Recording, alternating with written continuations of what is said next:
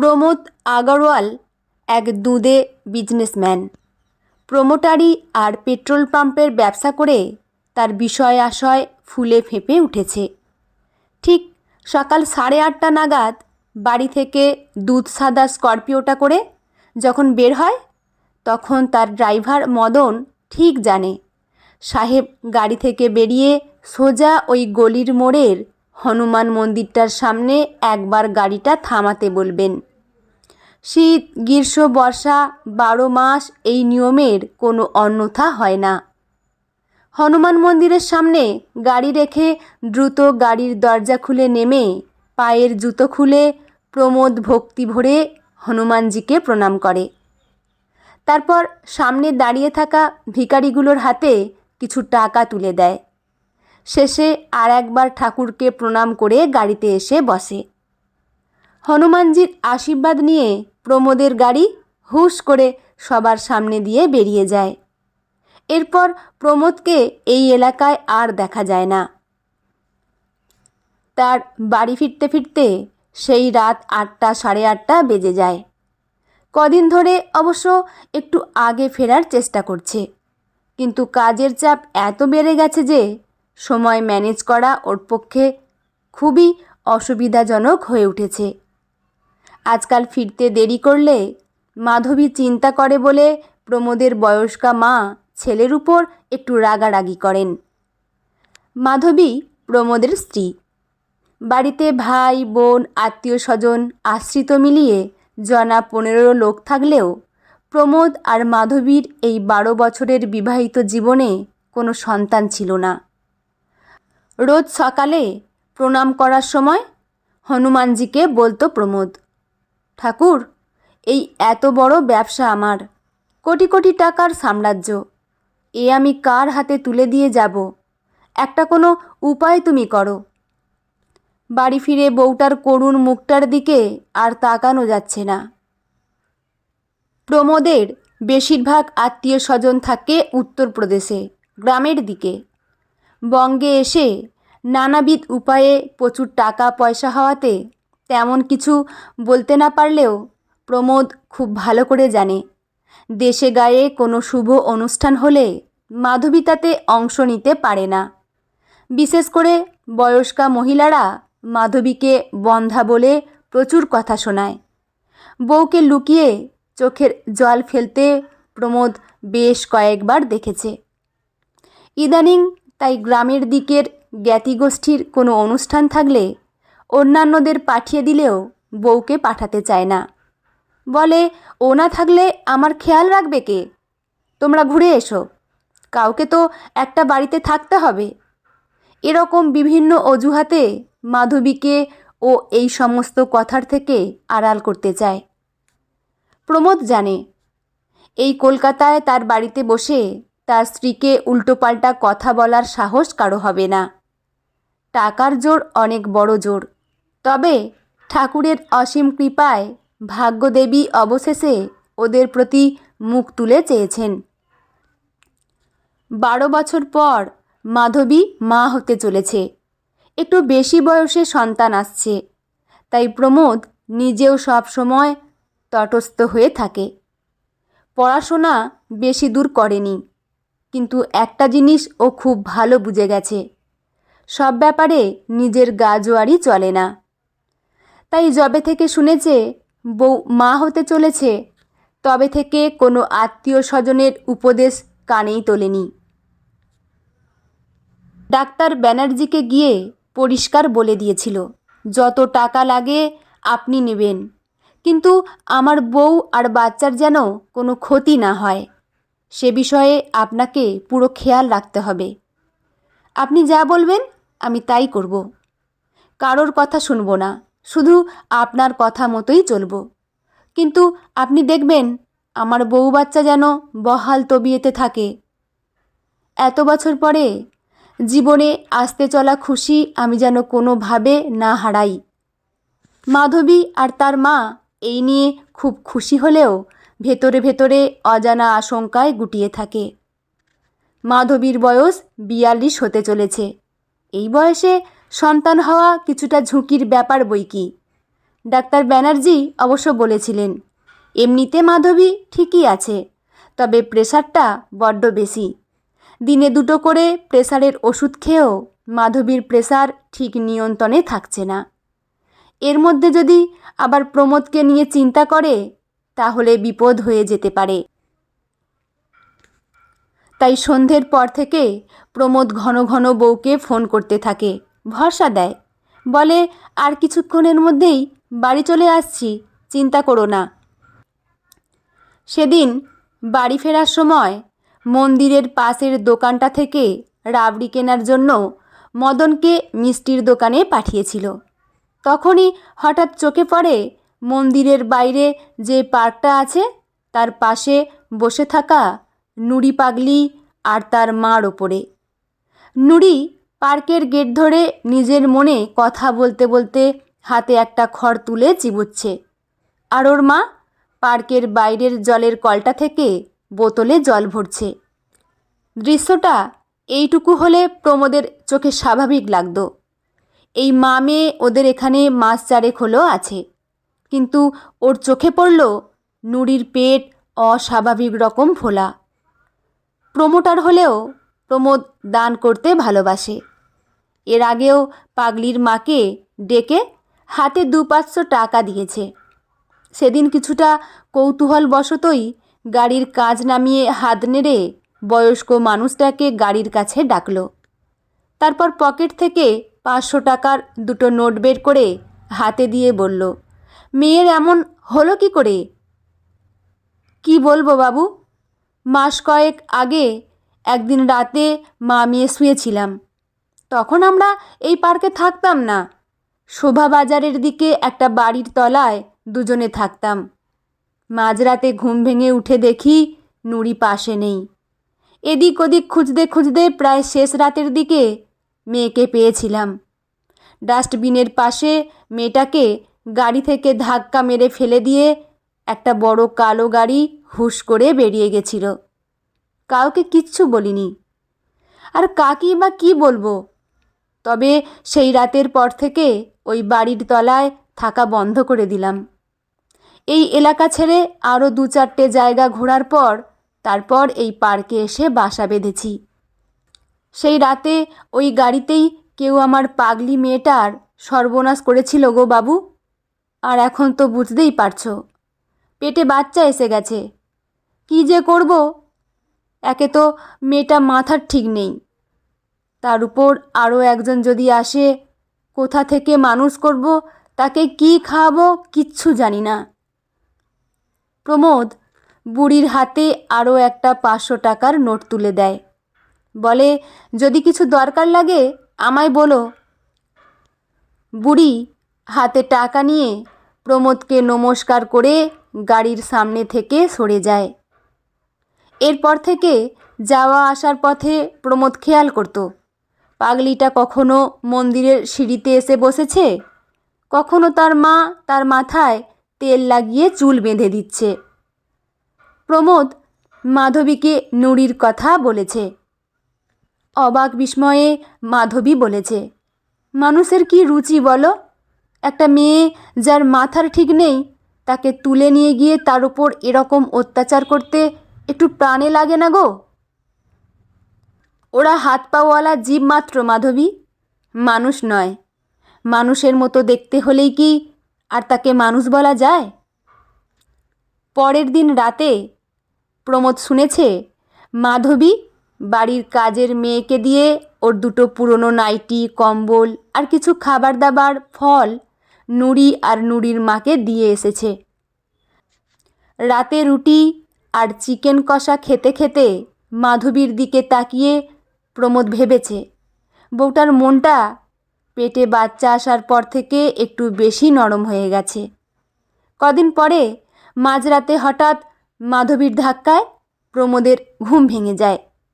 ধর্মর করে উঠে বসে বিছানায়। মাধবী বলে, মাকে ডাকো, আমার মনে হয় জল ভেঙে গেছে।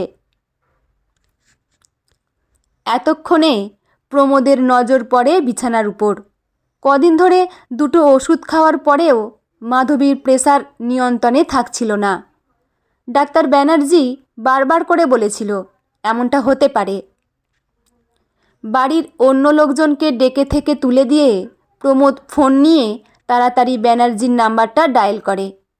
কিছুক্ষণের মধ্যেই ব্যানার্জি নার্সিংহোমে পৌঁছে যান। এদিকে প্রমোদও বাড়ির ৬-৭ জন লোককে নিয়ে মাধবীকে সাথে করে নার্সিংহোমে পৌঁছায়। ডক্টর ব্যানার্জির সাথে কথা বলে বেশ কিছুটা জোর করেই প্রমোদ ওটির ভেতরে ঢোকে। এরকম পরিস্থিতিতে বউকে সে একা কিছুতেই ছাড়তে পারবে না। কিন্তু সিজার করে বাচ্চাটা বের করার পরেও কিছুতেই বাচ্চাটাকে কাঁদানো যায় না। ডক্টর ব্যানার্জি আর অন্য দুজন ডাক্তার, নার্স সকলে মিলে বাচ্চাটাকে উল্টো করে ধরে চাবড়ানো, আরও অনেক রকমভাবে কাঁদানোর সব রকম চেষ্টা করার পরেও বাচ্চার গলা দিয়ে এক ফোঁটা আওয়াজ বেরোয় না। প্রমোদের মনে হচ্ছে তখন জ্ঞান হারিয়ে অপারেশন থিয়েটারের মেঝেতে সেও পড়ে যাবে। অ্যানেস্থেসিয়ার জন্য মাধবী তখন বেহুশ। জ্ঞান ফিরে আসলে বউকে সে কী উত্তর দেবে? তার এত বছরের আশা আকাঙ্ক্ষা স্বপ্ন সব তখন ধূলিসাৎ হতে বসেছে। ডাক্তার ব্যানার্জি প্রমোদের কাঁধ ধরে বলেন, কিছু করার নেই আগরওয়াল বাবু, সব কিছু ডাক্তারের হাতে থাকে না। ওপরওয়ালাও কিছু কিছু জিনিস নির্ধারণ করেন। বেশি বয়সের বাচ্চা তো, তার ওপর ওয়াটার ব্রেক হয়ে গেছে। বাচ্চাটা হাঁপিয়ে পড়েছিল পেটের মধ্যেই, তাই আর বাঁচানো গেল না।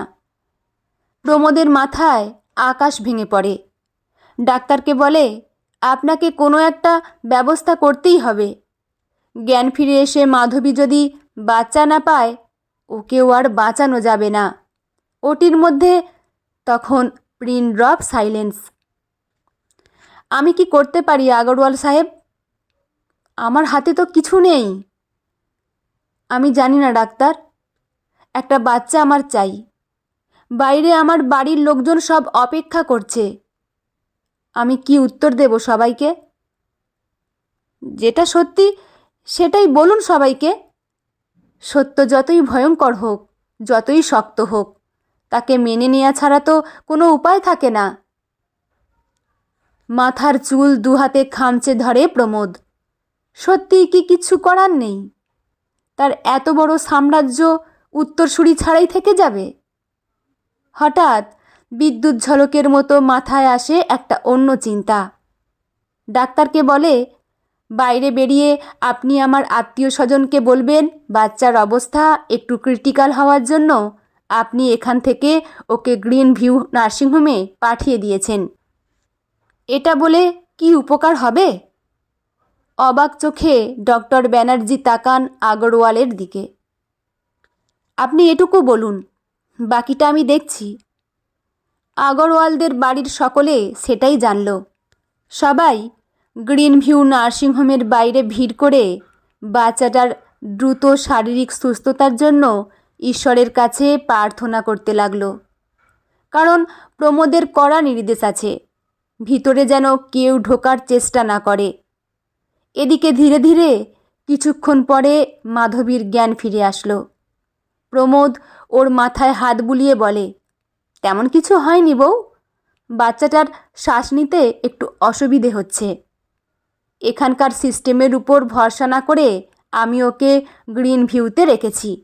একটু সময় দাও, ও ঠিক সুস্থ হয়ে যাবে। মাধবীর নিজের স্বামীর উপর ভীষণ আস্থা। ও জানে প্রমোদ যা বলছে নিশ্চয়ই সব দিক বিচার বিবেচনা করেই বলছে। তবু বাচ্চাটার মুখ এখনও দেখতে পায়নি বলে ভেতরে ভেতরে ছটফট করতে থাকে। বলো, কি হয়েছে আমাদের? ছেলে না মেয়ে? ঢোক গিলে প্রমোদ উত্তর দেয়, কিছুদিন অপেক্ষা করো, নিজের চোখেই সব দেখতে পাবে। সবাইকে বাড়ি ফিরে যেতে বলে প্রমোদ নিজের কাজের জায়গায় চলে যান। কয়েকটা জরুরি কাজ সেরে আবার নার্সিংহোমে গিয়ে মাধবীর সঙ্গে দেখা করে রাতে বাড়ি ফিরে আসে। দারোয়ানকে বলে, আজ আর তোকে দরজায় পাহারা দিতে হবে না, ঠান্ডাটা অনেক বেড়েছে, তুই বরং বাড়ি চলে যা। তারপর রাত যখন প্রায় 2টো বাজে, গোটা পাড়া ঘুমিয়ে সবাই অচেতন। প্রমোদ আগরওয়াল একটা কালো কম্বলে নিজেকে মুড়ে বাড়ির গেট খুলে আস্তে আস্তে বেরিয়ে আসে।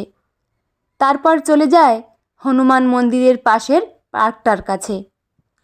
গিয়ে দেখে নুড়ি প্রসব বেদনায় তখন ছটফট করছে।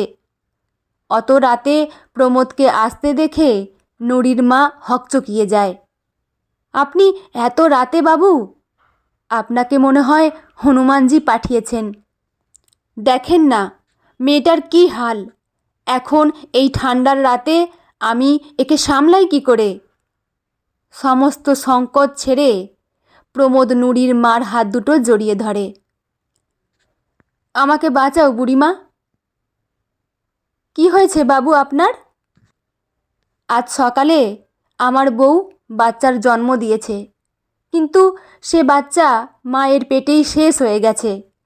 আমি জানি মাধবী যদি এ কথা জানতে পারে তাহলে ওকে আর বাঁচানো যাবে না। একে তো প্রচণ্ড হাই প্রেসার হয়ে আছে, তার মধ্যে যদি এই খবর জানে তাহলে সর্বনাশ হয়ে যাবে।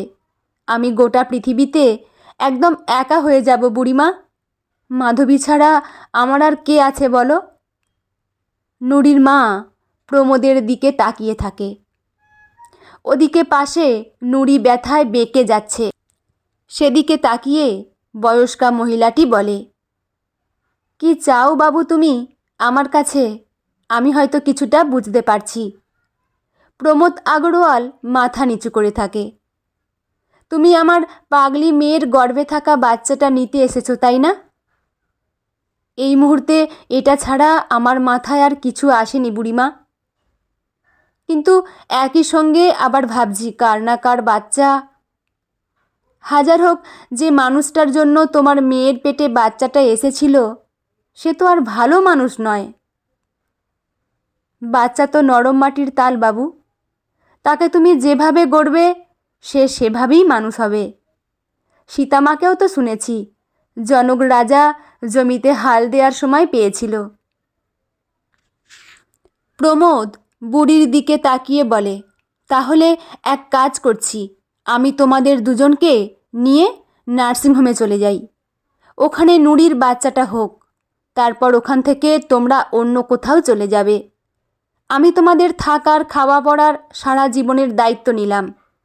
কোনো চিন্তা করো না।